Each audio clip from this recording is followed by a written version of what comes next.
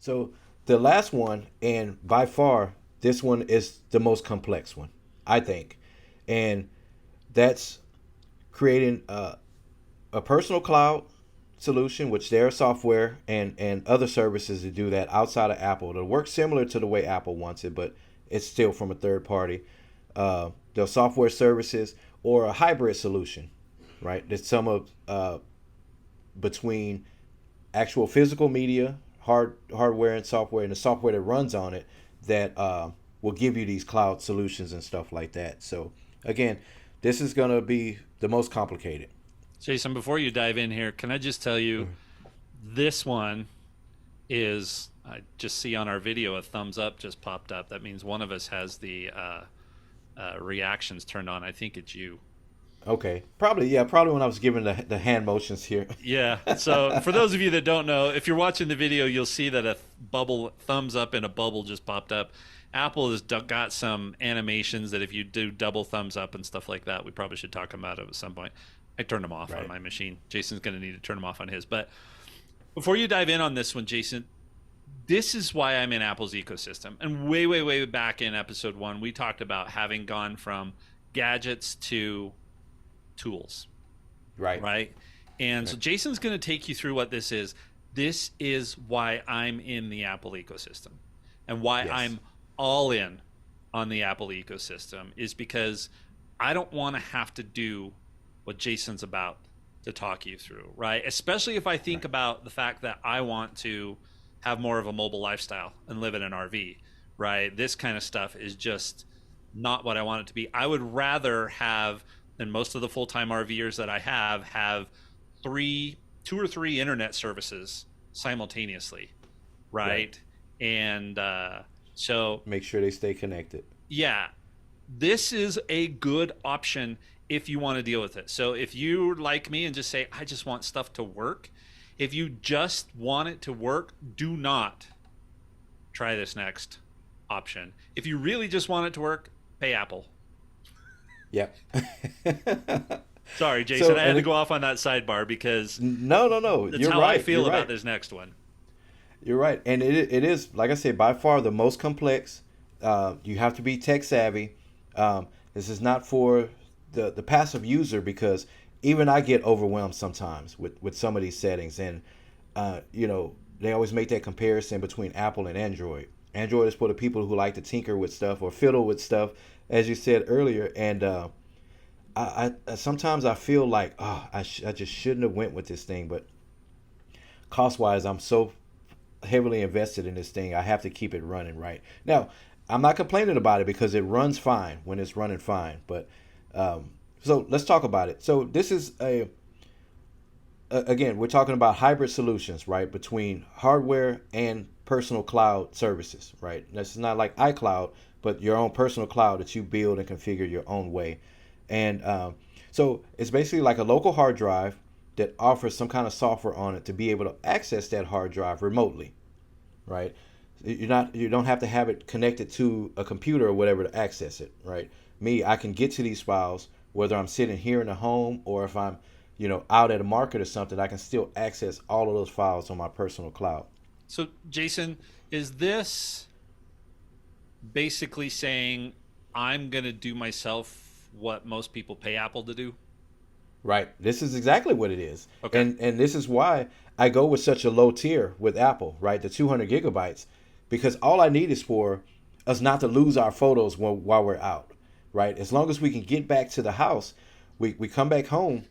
As soon as my wife and I put our phones on the charger, all of our photos are stored here on our personal cloud, on our NAS, right? So it's a network attached storage. They just call it a NAS for short, NAS. And you know, for me, and again, I'm a little more tech savvy. It's simple for me, right? It has its when the power goes out and stuff like that, or the breaker trips or something like that. I have to go in and reconfigure some things and get it going.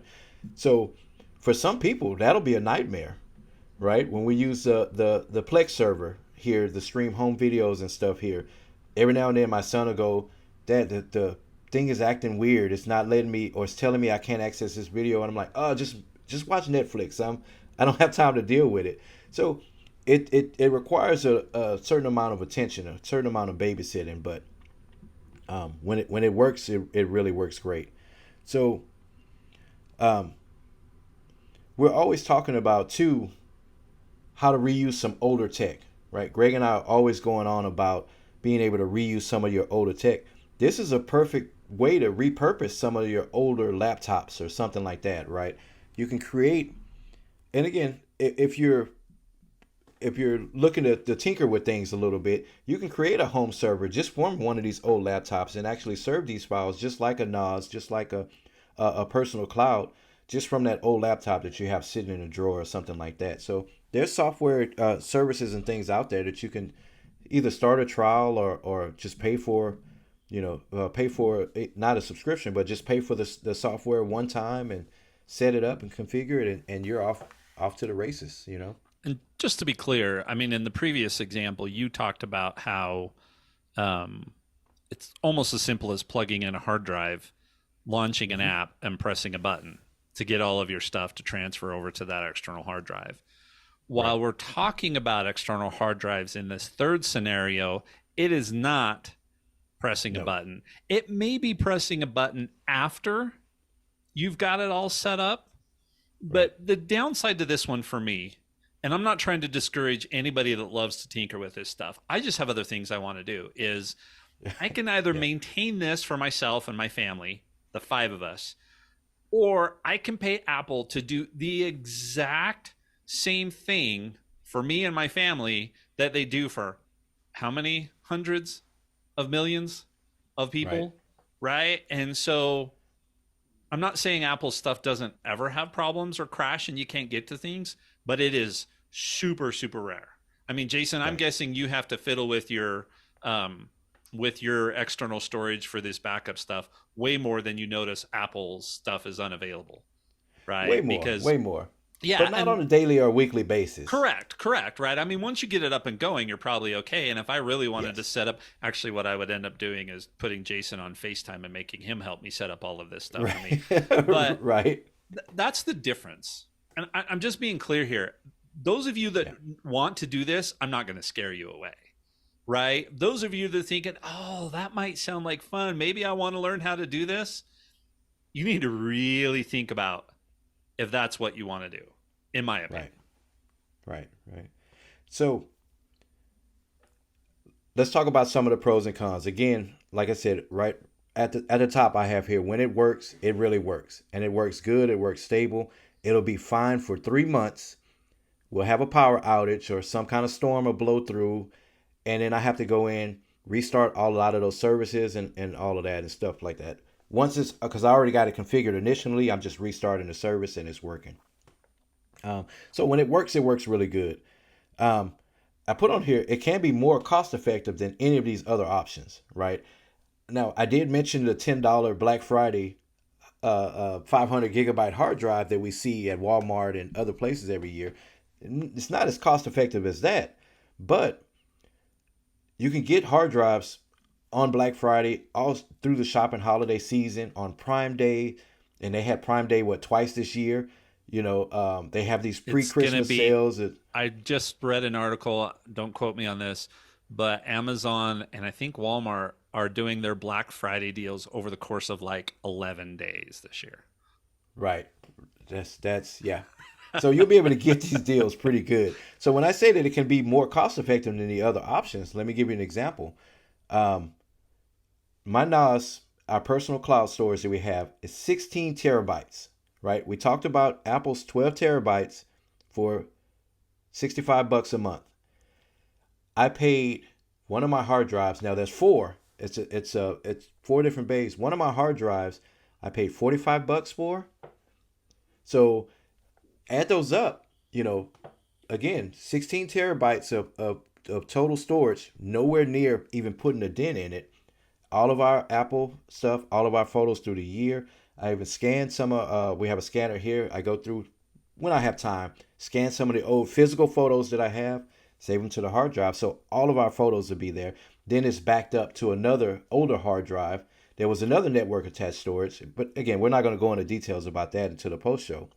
Yeah, I mean, you're But talking about a few $100s to set something like this up. Even if I think about, right, because a lot of the podcasters you and I follow have Synologies, which is just the type yes, of this NAS stuff. I mean, they may spend a couple $1,000s, but you're right, gonna spend that once a decade, yep, and just maybe once. some replacing every few years one of the drives if it starts to go bad or something like that. So this is a Yeah, one time more expensive to set up if you can get it set up and you want to maintain it, right? So definitely can right. be more cost effective than, I mean, if you were paying $60 a month, so $720 a year, that's $7,200 over the course of a decade to pay Yes, for all of that storage versus, Jason, it sounds like you set yours up for 300 or 400 bucks. And how old is right, it?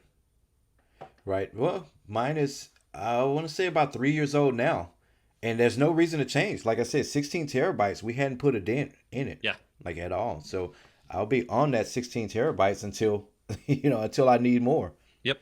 And the particular one I have two more expansion slots in it. Yeah. So I can add two more solid state hard drives into this one. Now, 5 or 6 years, I'm probably going to want the newer, faster version of the one that I have. But that's just me. I can keep this one for, however As long long as it the hardware is runs. still supported. Right? Right, And right. it's physically sitting in one location. It's not moving around.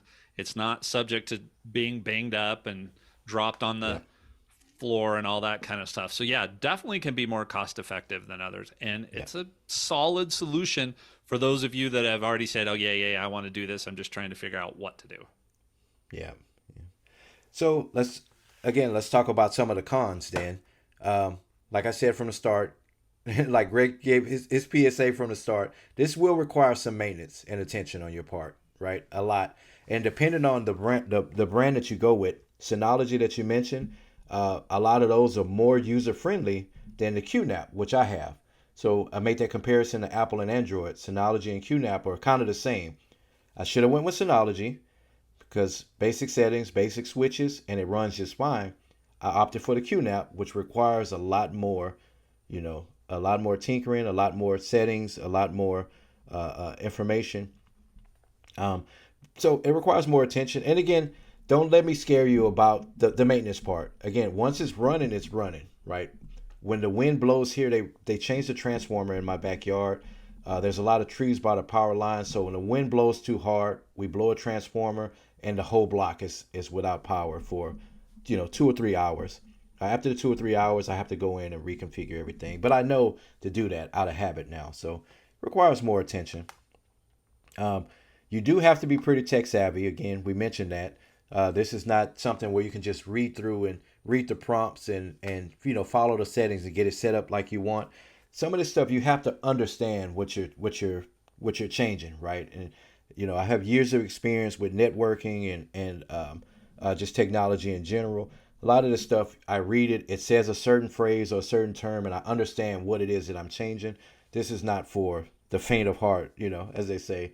You're not going to go from um, tech zero to hero all of a sudden with the NAS. You're going to have to understand this thing. And And I don't want to key in on too much, but I think that might be the difference, Jason, is mhm, I am more consumer tech savvy right, versus tech savvy, right? I was right, never a network administrator, right? I mean, there's a reason right. why I worked off of an iPad is because I just wanted the simplest approach there. And Simplicity, yeah, so I've tried to code before. I can't code. My brain doesn't work that right, way, right? And so could I learn how to do all of this kind of stuff? Probably. So if right, you are tech savvy, not just, hey, I have my phone, I know how to use it, I'm good at using my phone, my iPad, blah, blah, blah, blah, blah. right, Great. This is still probably not the option for you unless you want to learn it, right? If this is what you want to learn and you want it to be a hobby or you want it to be your skill set, great. But it's the tech savvy folks. I mean, three of the podcasters that I listen to, all of them are developers and they're all using the Synologies and have all of this yes, Plex stuff and these all of this other stuff going and that kind of stuff. And I just don't want to do it. I just want it to work. So yes, I'm not trying to be negative. I know it's probably come across that way as we've gone into these more complex solutions. I'm just trying yeah, to be the voice of people that say, I just want it to work. This one doesn't just work. You have to make it work, whether it be at the Yep, you have to beginning make it work. and the maintenance along the way. And then, like Jason just said, sometimes you have to go do research and you have to know what errors mean, and you have to be able to Right, tell when a drive is failing, and some of that kind of stuff. So, anyway, right. I'm not trying to scare anybody off of this. If you want to do this, power to you, right? Learn this kind of stuff, go for it. If I needed this solution, I'd be calling Jason. Right, right. So you're not sounding negative, but you do kind of sound like you're being a bit of a hater there, Greg. I don't know. It's just, I just don't need more complexity in my life. Yeah, So, yeah, and like I said, even me, I don't want to say regret, but sometimes I wish I should have went with the Synology versus the QNAP. And actually, I've recommended this to my brother and a friend of mine. I said go with Synology. I did yeah, not send him the QNAP route. but I think that fits in with what we're just talking about, right? Yes, you want this solution, but you want the simplest version of this solution Right. that you can get, right? Yeah. But back when you signed up for this, you were probably still doing some of your network admin stuff, so it Yeah. probably wasn't that big of a deal. But now that you're in, you're running a popcorn business. It doesn't really align with managing your home network, Right, right? right. It doesn't, and So, I don't have the time. Like I said, with my son, and he's like, "Hey, the Plex server's not working. Just watch Disney yeah. Plus or something like that." Like, it's I mean, just not this gonna is work, son. this is why I have Eero, right? I don't Yes. have fancy other stuff. It's why I have Apple stuff and all of those kinds of things. This is not the part of my life that I want to spend time troubleshooting. There's plenty of Yes. other parts of my life in trouble. So, Yeah. Right. I understand that. So, and my last con was, I believe we mentioned it a few times before. Yes, these drives do fail. Right. There's all sorts of warnings. There's at least with my NAS, and again, this is another thing that just proves how complicated this thing is. It actually sends me health reports, things like that. If a drive is feeling like it's going to fail, the temperature's running too hot, it's not spinning as fast. I get all of those details in a notification, but drives do fail, right? Heat being stored wrong, too many power outages, anything can cause these drives to fail. When they do fail, yes, mine is great enough to where I can just plug in a new hard drive and it merges all of that those files and stuff over, so I won't lose anything. But if yours doesn't have that option, back up your backups, like we said. Have your backups in multiple locations. So it's a good idea to use multiple services, right? Use your cloud services, pay for your Apple Cloud services if you can afford it, and still have these local backups and things like that. I mean, my wrap up here is the folks that are most tech savvy are probably doing a combination of all three of these. Yes, I think so too. I think so. The more advanced, I know my brother is one of my brothers is the other brother. I think I pushed him towards backing up in a Synology, and yeah, a few people that I know that use just local storage. They'll just save it on the store, so they're using multiple.